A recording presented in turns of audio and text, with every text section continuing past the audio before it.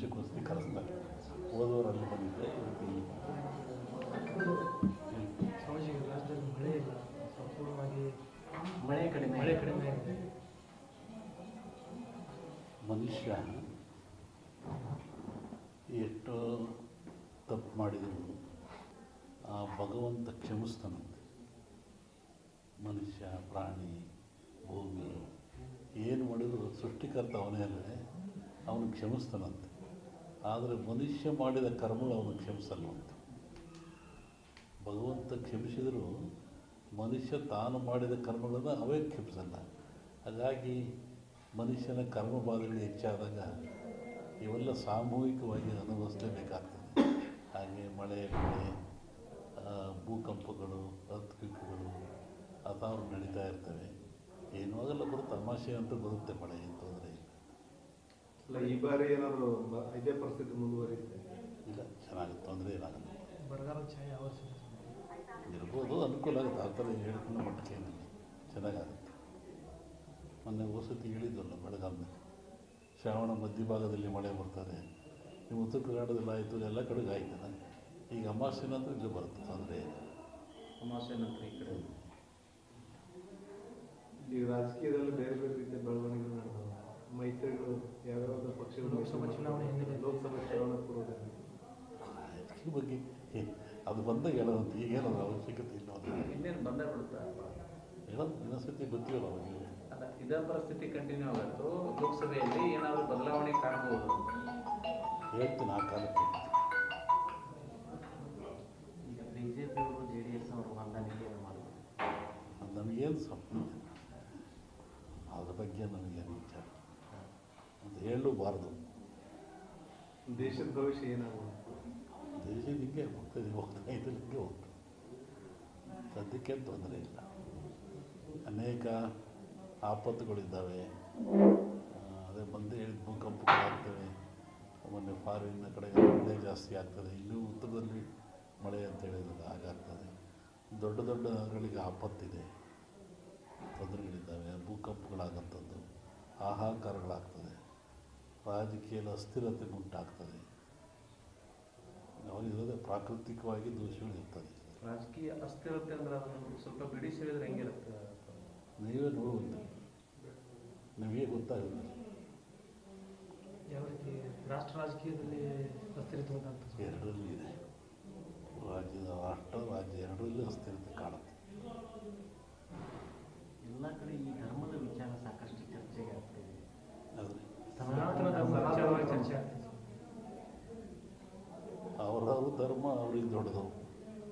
ಇದು ಭಾರತದಲ್ಲಿ ಸೆಕ್ಯುಲರಿಸಮ್, ಜಾತ್ಯತೀತವಾದ ಇದೆ. ಮತ್ತು ಅವರ ಧರ್ಮಕ್ಕೆ ನೋವಾದಾಗ ಅವರು ವ್ಯಕ್ತಪಡಿಸೋದು ಸಹಜ, ಅದು ತಪ್ಪೇನಲ್ಲ. ಅದರ ಬಗ್ಗೆ ನಾವು ಯಾವುದೇ ಪರ ವಿರೋಧ ಹೇಳುವಂಥದ್ದು ಏನು ವಿಚಾರ ಅಲ್ಲ.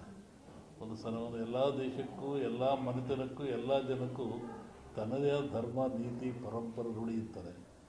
ಅದು ನೋವಾದಾಗ ಎಲ್ಲರಿಗೂ ನೋವಾಗ್ತದೆ. ಹಾಗೆ ರಾಷ್ಟ್ರಕ್ಕೂ ಒಂದು ಧರ್ಮ, ನೀತಿ ಇದೆ ಮತ್ತು ಎಲ್ಲ ಜನಾಂಗಕ್ಕೂ ಇದ್ದಾವೆ. ಅದನ್ನು ನಾವು ತಿರಸ್ಕರಿಸಬಾರ್ದು, ಹೆಚ್ಚಿನ ಪ್ರೋತ್ಸಾಹನೂ ಕೊಡಬಾರ್ದು. ಅದು ಹೆಂಗುದೇ ನಡ್ಕೊಂಡು ಹೋಗ್ತಾ ಇರ್ತದೆ. ರಾಜಕೀಕರಣ ಆಗ್ತಾ ಇದೆಯಲ್ಲ, ಧರ್ಮದಲ್ಲಿ ರಾಜಕೀಯ ಇರಬಾರ್ದು, ಅದು ಅಪಾಯ ಆಗ್ತದೆ. ಪ್ರಜಾಪ್ರಭುತ್ವಕ್ಕೆ ರಾಜಕೀಯಕ್ಕೆ ಅಪಾಯವಾಗ್ತದೆ. ರಾಜಕೀಯ ಬೆರೆಸಬಾರ್ದು.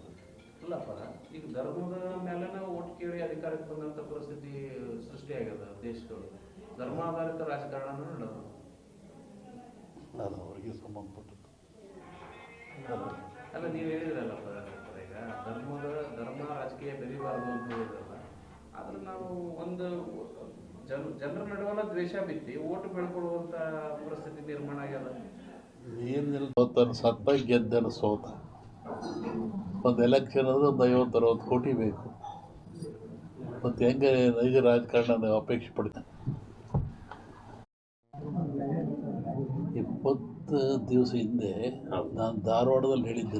ನಾನು ಈ ಥರ ಮಳೆ ಆಗುತ್ತೆ, ಭೂಮಿ ಕಂಪಿಸುತ್ತೆ, ಗುಡ್ಡಗಳು ಬೀಳ್ತವೆ, ಜನಗಳು ಸಾಯ್ತಾರೆ,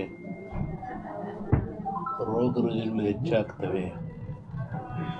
ನೀರು ಇಂಡಿಯಾಕ್ಕಲ್ಲ, ಜಾಗತಿಕ ಮಟ್ಟದಲ್ಲಿ ಕೆಲವು ರಾಜ್ಯಗಳು ಮುಳುಗ್ತವೆ ಅಂತ ಹೇಳಿದ್ದಾನೆ. ಈಗ ಅದರ ಪ್ರಕಾರವಾಗಿ ನನ್ನ ಲೆಕ್ಕ ಇನ್ನೂ ಅಮಾವಾಸ್ಯೆವರೆಗೆ ಇರ್ತದೆ. ಅಮಾವಾಸ್ಯೆ ನಂತರ ಮತ್ತು ಬೇರೆ ಭಾಗದಲ್ಲಿ ಹೋಗ್ತದೆ ಅದು. ಒಟ್ಟಿಗೆ ಇದು ಕ್ರೋಧಿನಾಮ ಸಂವತ್ಸರ. ಕ್ರೋಧನ ಸಿಟ್ಟು ಅಂತ ನಮ್ಮ ಹಿಂದೂಗಳ ಪ್ರಕಾರವಾಗಿ. ಇದರಾಗ ಒಳ್ಳೆಯದು ಕೆಟ್ಟದಿದೆ.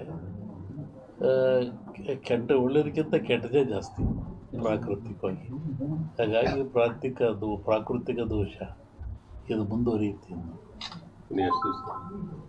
ನನ್ನ ಲೆಕ್ಕದಲ್ಲಿ ಅಮಾವಾಸ್ಯೆವರೆಗೂ ಒಂದು ಭಾಗದಲ್ಲಿ ಕಮ್ಮಿ ಆಗ್ತದೆ, ಅಮಾವಾಸ್ಯೆಗಳು ಮತ್ತೊಂದು ಭಾಗದಲ್ಲಿ ಜಾಸ್ತಿ ಆಗ್ತದೆ. ಇದು ಇಂಡಿಯಾಗೆ ಅಂತೆಲ್ಲ ಹಲವರು ವರ್ಲ್ಡ್ ಹೇಳ್ತಿರೋದು. ನಾನು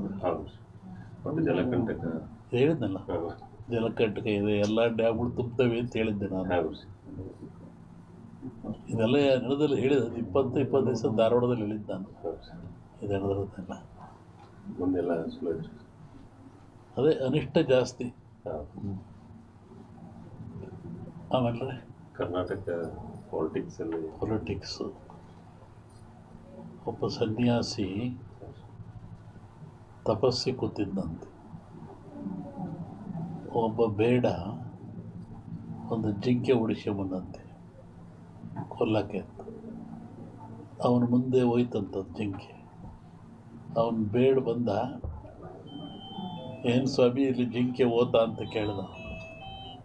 ಇವನು ಹೇಳಿ ಕೇಳಿ ಸನ್ಯಾಸಿ ಅವನಂದ, ಈ ಓತು ಅಂತ ಹೇಳ್ಬಿಟ್ರೆ ಕೊಂದು ಬಿಡ್ತಾನೆ, ಆ ಕೊಂದು ಪಾಪ ನನಗೆ ಬಂದುಬಿಡುತ್ತೆ. ಇಲ್ಲ ಅಂತ ಹೇಳಿದ್ರೆ ಸುಳ್ಳು ಹೇಳಿದ ಪಾಪನೂ ಬರುತ್ತೆ ನನಗೆ, ಏನು ಮಾಡೋದು ಅಂತ ಯೋಚನೆ ಮಾಡಿದ್ದಂತ. ಆಮೇಲೆ ಮತ್ತೆ ಅವನ ಆಸೆ ಕೇಳಿ, ಎಲ್ರಿಗೊಂದು ಹೇಳ್ರಿ ಇದ್ರಿ ಸ್ವಾಮಿ ಇಲ್ಲೇ ಓತಲ್ಲ. ಅದಕ್ಕೆ ಅವನು ಸನ್ಯಾಸಿ ಹೇಳಿದಂತೆ, ಯಾವುದು ನೋಡ್ತು ಅದಕ್ಕೆ ಮಾತಾಡೋಕ್ಕೆ ಬರಲ್ಲ, ಯಾವುದು ಮಾತಾಡ್ತು ಅದು ನೋಡಲಿಲ್ಲ, ಏನು ಮಾಡಪ್ಪ ನಾನು. ಕಣ್ಣು ನೋಡ್ತು, ನಿನಗೆ ಕಣ್ಣೇ ಹೇಳಬೇಕು ಓತು ಅಂತ, ಅದು ಮಾತಾಡಲ್ಲ.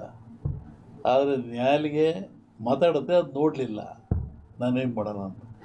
ಹಂಗೆ ಈ ರಾಜಕಾರಣ ಹೇಳ್ಬೇಕಾದ್ರೆ ನಾವು ಹುಷಾರಾಗಿ ಹೇಳ್ಬೇಕು. ಇದರಲ್ಲಿ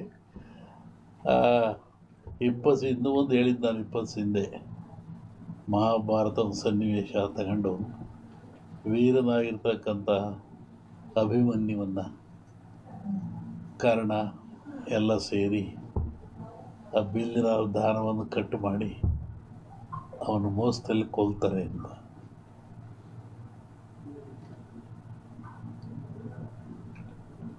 ಆಮೇಲೆ